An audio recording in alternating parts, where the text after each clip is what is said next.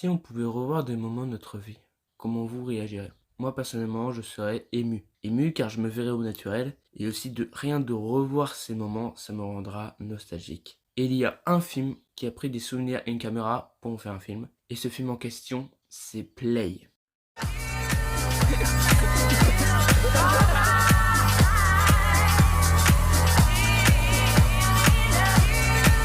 Rassure-moi, t'as rien pris du lucide.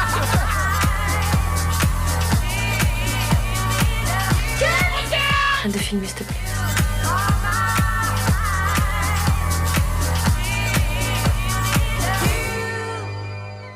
Play est sorti le 1er janvier 2020 et il est réalisé par Anthony Marciano. En 1993, Max a 13 ans quand on lui offre sa première caméra. Pendant 25 ans, il ne s'arrêtera pas de filmer la bande d'amis, les amours, les succès, les échecs, des années 1990 aux années 2010. C'est le portrait de toute une génération qui se dessine à travers son objectif. Alors ce film, je l'ai découvert totalement par hasard dans le catalogue de MyCanal pendant le confinement. Et je me suis dit, let's go voir un film qui peut être bien. Et je me suis pris une claque monumentale. Car Play, en plus d'être un film assez drôle et touchant, est un film qui montre l'importance des souvenirs et même son réalisateur le dit. Quand j'avais un amour de vacances, je lui écrivais des lettres et guettais le facteur en retour.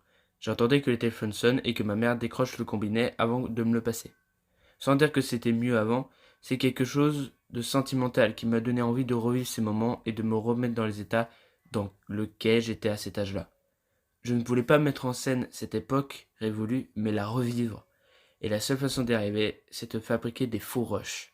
J'ai eu la chance que mes producteurs aiment cette idée et m'encouragent à me lancer. Bon, les producteurs, quand ils ont vu les entrées de Play au box-office, je pense qu'ils ont dû pleurer sa mère. Car pour un budget de 6 millions d'euros, le film rapportera que 1 899 658 euros. Comment dire que c'est pas du tout rentable?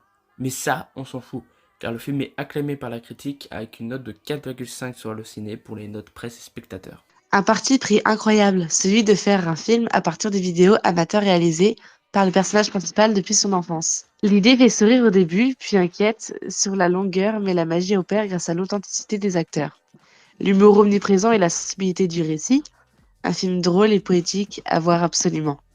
Et je suis entièrement d'accord avec cet avis, car Play, en plus d'être un magnifique film, il prouve que le plus important sont les souvenirs. Et comme la fin du film, qui prouve qu'on voit les conneries qu'on a fait et qu'on a peut-être passé à côté d'une histoire folle. Vous voyez, Play, je sais qu'il faut payer pour le voir légalement, mais je vous jure que ça vaut le coup. Et faites comme le personnage principal du film, filmez un max de souvenirs, les meilleurs comme les pires, car vous serez ému de les revoir et même peut-être de les revivre dans votre tête.